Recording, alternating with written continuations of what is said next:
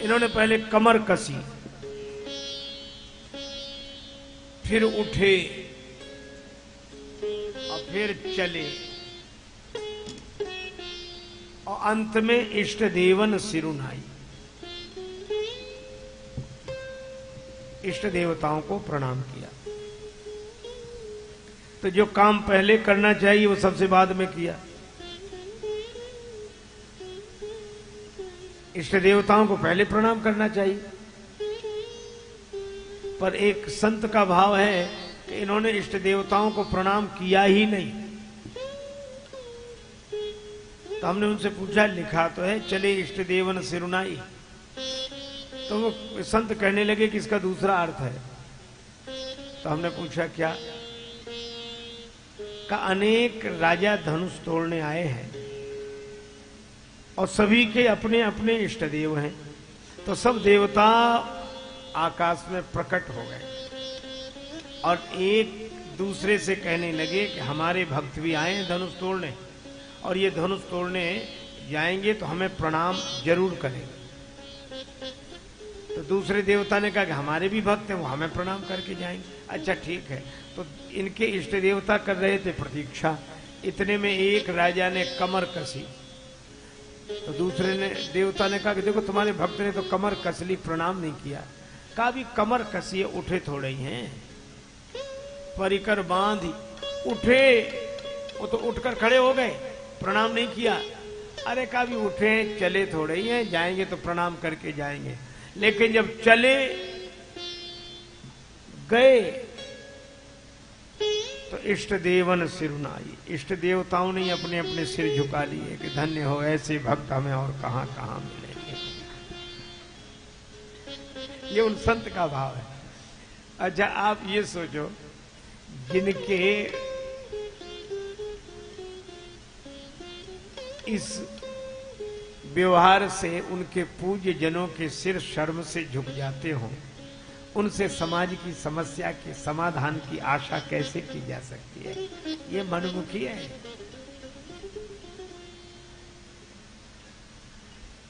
अच्छा लेकिन चलो यह भी सोचें कि इन्होंने इष्ट देवों को प्रणाम नहीं ही किया, मान लो, पर इष्ट देवों को तो इनकी सहायता करनी चाहिए। ऐसा तो नहीं है कि एक दिन प्रणाम नहीं किया तो उस कारण वे कृपा ही करना छोड़ दें। इष्ट देवों के साथ भी कठिनाई है। आप कल्पना करो कि अनेक राजा यहाँ एकत्रित हुए हैं, उनमें से 100 राजा ऐसे हैं जो श्री गणेश जी के भक्त हैं।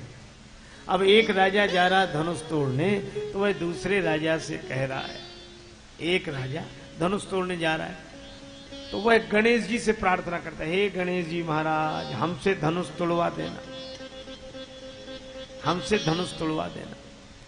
तो सभा में जो 99 राजा और बैठे हैं गणेश जी के भक्त, वे कह रहे हैं, हे गणेश जी महाराज इससे धनुष मत तोड़वाना, नहीं हम क्या तोड़ेंगे।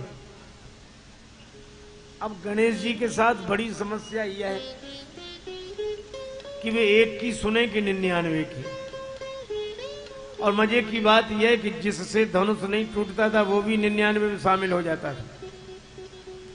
वो कहता था, गणेश जी महाराज हमसे धनुष नहीं तोड़वाया सो कोई बात नहीं, लेकिन अब इससे मत तोड़वाना, नहीं हमारी बड़ी हंसी होगी। तो 99 तो वे पूरे के पूरे बने रहते थे। परिणाम यह कि किसी से धनुष हिला तक नहीं। अच्छा अब इन लोगों ने सोचा कि धनुष एक से तो हिल नहीं रहा, किसी एक से नहीं हिल रहा, तो एक काम करें, क्या इकट्ठे हो जाएं।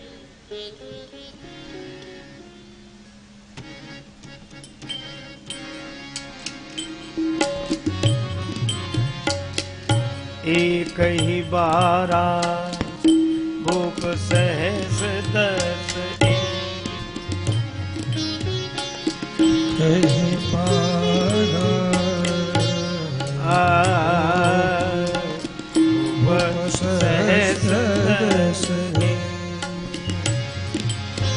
10 कहीं बारा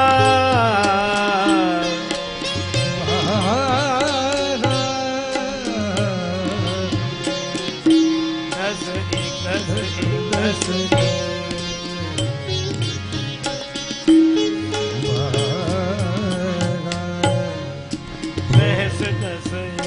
सहस दस सहस लगे उठावन टरई नटारा। कितने राजा इकट्ठे हुए? 10,000। अच्छा, पहली बात तो यह है कि ये इकट्ठे हुए कि एक हुए। एक होना अलग बात है, इकट्ठे होना अलग बात है। एक होना महानता है, इकट्ठे होना मजबूरी है। अब किसी एक से धनुष नहीं टूट रहा था तो इकट्ठे हो गए, पर हम कभी इकट्ठे होने वालों को एक न समझ लें। बहुत लोग इकट्ठे होकर भी एक नहीं होते। जहां एक होते हैं वहां भक्ति भाव होता है, जहां इकट्ठे होते हैं वहां भीड़ होती है, और भीड़ के आगे एक ही शब्द है भाड़। भीड़ भाड़ लोग बोलते हैं। देखो, जब हृदय मिलते हैं तब हम एक होते हैं, और जब हाथ मिलते हैं तब हम इकट्ठे होते हैं। हाथ के साथ सबसे बड़ी समस्या ये, कब कौन हाथ मिला ले, कब कौन हाथ खींच ले। तो उन्होंने हाथ खींच लिया। क्यों खींच लिया? हाथ बनाने के लिए ही हाथ मिलाया था। हाथ बन गया तो हाथ खींच लिया। हमारे यहां हृदय का मिलन, हृदय से। लेकिन चलो, हाथ से ही सही, मिलते तो हैं। हाथ ही मिले तो भी ठीक। अब हाथ मिलने भी बंद हो गए। अब आजकल हाथ मिलते नहीं, आजकल हाथ हिलते हैं। साफ साफ कहते हम तुम्हारे नहीं, तो सामने वाले भी कहते कि हम तुम्हारे नहीं। हम इतने इकट्ठे हो गए कि एक हो नहीं पा रहे हैं। इसीलिए इन कथाओं की आवश्यकता है कि हम कथा में इकट्ठे होकर जाएं पर एक होकर लौटें। इसके लिए राम कथा है, इसके लिए श्री कृष्ण कथा है। अच्छा, इकट्ठे इसलिए भी। अच्छा, ये 10,000 राजा मान लो मिलकर धनुष तोड़ दें तो विवाह तो एक का ही होगा, और वो एक कौन होगा?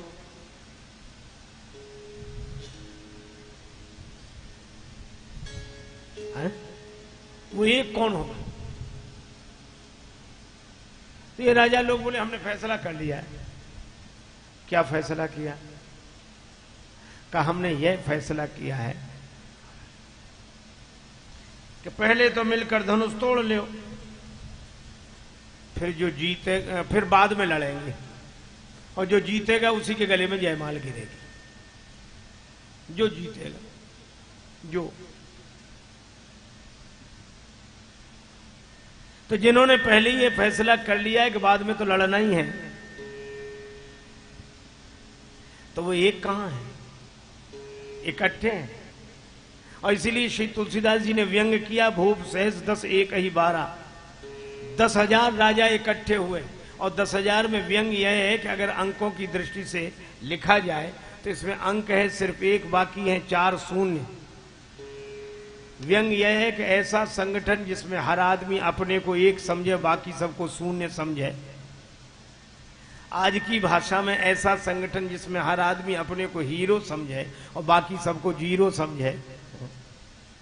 तो ऐसे संगठन से काम बनने वाला नहीं है। इसीलिए इन राजाओं से धनुष हिला तक नहीं। पर ऐसे समय में कोई बुद्धिजीवी होता है जो चिंतन करता है, और महाराज जनक वयोवृद्ध हैं, महाराज जनक ज्ञान वृद्ध हैं। महाराज जनक ने देखा कि जिनसे धनुष हिलना है वे तो अपनी जगह से हिल नहीं रहे हैं, और जिनसे धनुष नहीं हिलना है वे बिना हिले मानते नहीं। अच्छा, धनुष तो राम जी से हिलेगा, और राम जी अपनी जगह से हिल नहीं रहे हैं, और राजाओं से धनुष हिलना नहीं है, वे बिना हिले मानते नहीं है। और समाज में अव्यवस्था तभी पैदा होती है कि जिससे काम हो सकता है वो तो करता नहीं है, और जिससे काम नहीं हो सकता है वो बिना किए मानता नहीं है। बोलो भाई, जिससे हो सकता है वह करता नहीं है, और जिससे काम नहीं हो सकता है वो बिना किए मानता नहीं है। तो जनक जी ने सोचा राम जी खड़े हो जाएं तो धनुष उठ जाए, पर धनुष खड़ा, धनुष उठे कैसे? का राम जी खड़े हों, का राम जी कैसे खड़े होंगे? का लक्ष्मण जी खड़े हो जाएं तो राम जी अभी खड़े हो जाएं। तो राम जी बड़े भैया हैं, लक्ष्मण तो छोटे भैया हैं, तो लक्ष्मण जी के खड़े होने से बड़े भैया क्यों खड़े हों? का इनका एक संबंध है।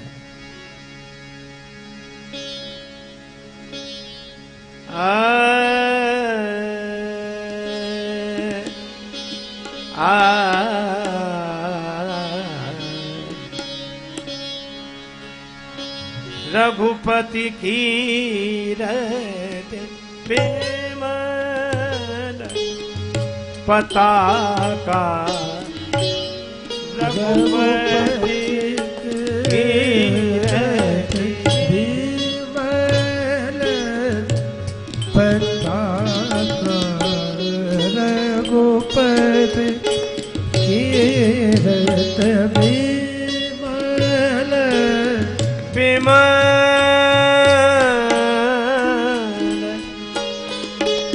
पताका,